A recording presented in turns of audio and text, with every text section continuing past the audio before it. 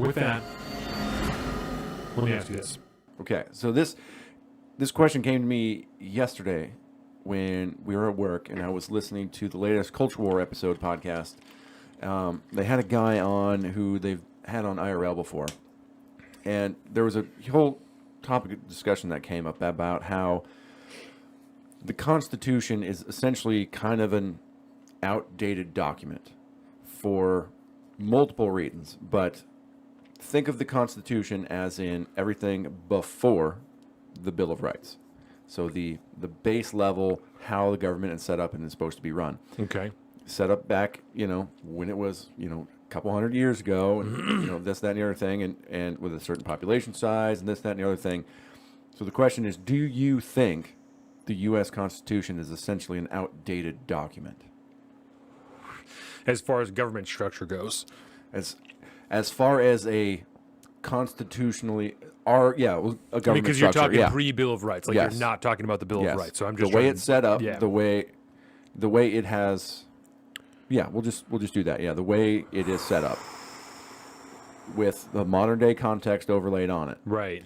And while you're thinking about it, I will just say that there was a lot of good points made that I was like, whether or not it could be feasible or not to go back to that kind of structure, we don't do that anymore. No.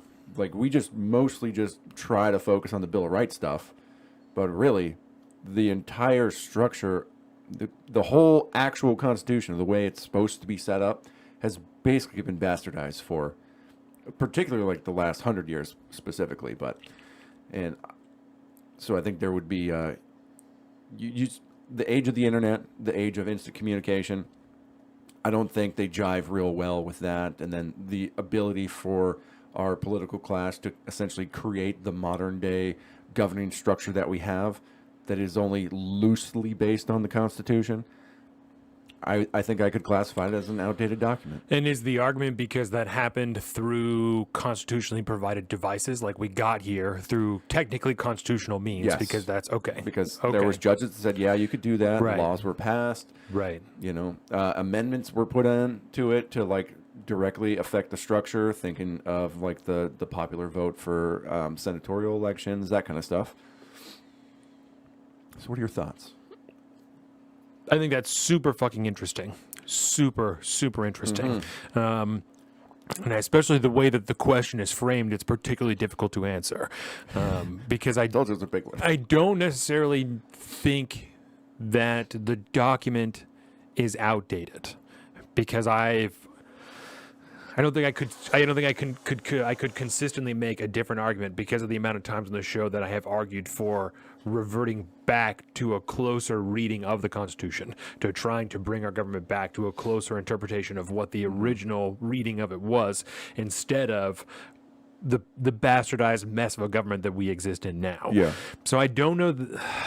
That is super tough, and that's very, very interesting because you're not wrong about. I think it's a very big question that I think I'm going to be thinking about for a long time. Yeah.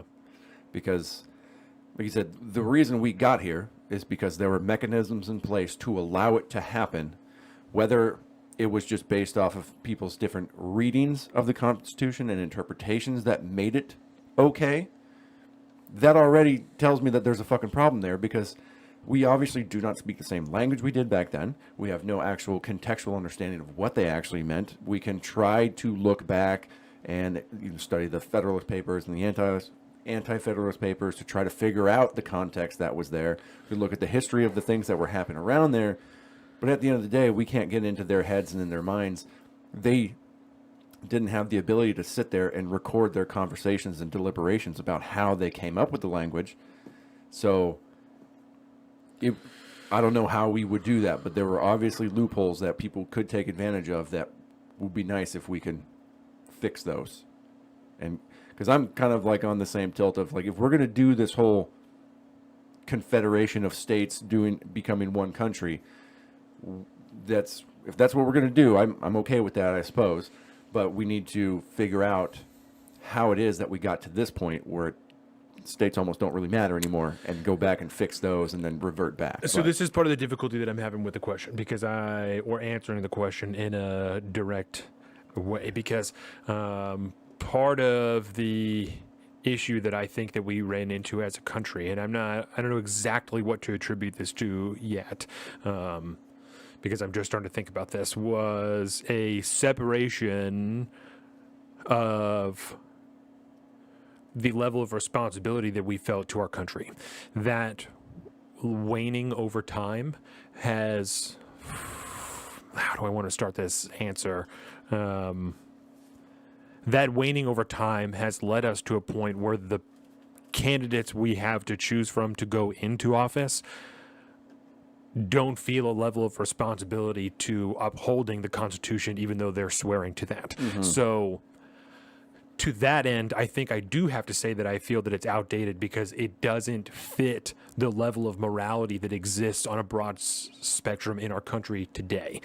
There are too many people that are willing to subvert their own morals, whatever they are, the generally understood morals of the country, to do what they think is best and what they want to get done, as opposed to what is constitutionally mandated and decided. So to that end, yes. And the reason I'm struggling with that is because I am wondering if that level of, if that connection has always been there, like that willingness to ignore morality has always been there, and by that do I mean, do I think the founding fathers had more faith in humanity than we do now? Because they believed they would work. I have to believe they saw the issues there. They knew the document wasn't perfect because they were working with the amount of people that they were. They're all in a group trying to come up with one message, one thing. This is how it's going to be done. So they know that there are issues there. They know that there are loopholes that can be taken advantage of. And they have that language in there about trying to form a more perfect union. So, and from that, to that end, they believed there are loopholes, but the people that are going to take these office are going to be good people. They're not going to take advantage. Most of the people that we have in office today are not good people. They're more than willing to take advantage, whether it's because they want to enrich themselves, because they have ambitions outside of the United States, inside of the United States that don't meet their specific criteria. There's a myriad of reasons that people could be acting on what I'm going to call lesser morals for the purposes of this discussion.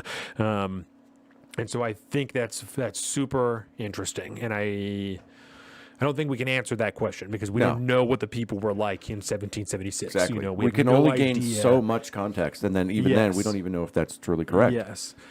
Tiffany says, well, Bronson said that's a tough question or a touchy question. You change one thing that opens the doors to change more. 100%. It absolutely does. And that's the a redrawing of the early parts of the Constitution would be a fucking messy process. Oh, yeah. A messy process. Dude, we can't even pass funding bills, bro. Because you're talking about forming a new country, essentially. Essentially, you know, when you're rewriting a constitution, you're, especially in a country like this where people are so constitutionally minded, even if they don't understand that or don't uphold that, they still will reference the Constitution all the time. So all the time. Tiffany says the Constitution isn't outdated, just the political parties and our understanding of it leave desire for improvement. They don't really teach it in schools like they should. That is absolutely true. 100%. To act against the Constitution should be a severe criminal offense. To that, it is 100% true. Yes. Because there is no... I saw a really interesting clip the other day. I don't know where it was from, some conservative conference somewhere. And the question, I don't even remember who the speaker was because the important part was the question. And it was the guy who said, this is going to sound funny or silly or whatever, but it's a serious question. He said, when do we start using the guns? And people started laughing about it. And he said, but I'm like being serious though. So my question really is, what is the line? Where is the line at which point we start killing these motherfuckers because they aren't doing what we want? And I'm not saying that. That's what he said. That's a quote from this guy in the video. He said, when do we start killing these motherfuckers for not upholding the Constitution, for not doing what we want, for ignoring the will of the people on a near daily basis? Yes. At what point do we take up arms? Because... I mean, in a lot of cases, being actively hostile to the 100%. Constitution. And I'm not answering the question of where that line is, but I think it's a very good question because there is no doubt that the line that existed at the founding is we passed it a long time ago. You can't even see it. We passed it a long time ago. Oh, yeah. She's miles behind We us. had that really funny meme, the George Washington one. Me and my homies would have been stacking bodies by now. That is funny. It's also extremely true. It's also very, very true. Right?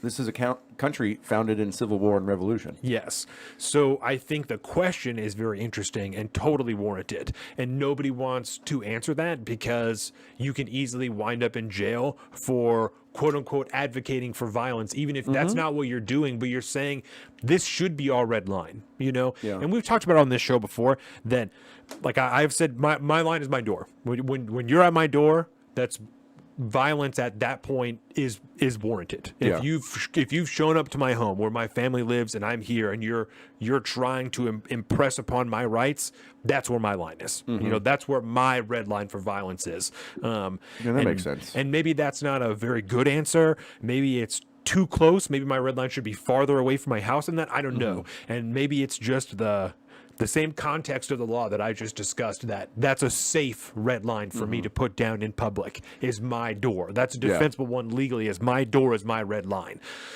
But there's a better or a good argument. That was the TPSU event. Thank you very much, Bronson. I knew.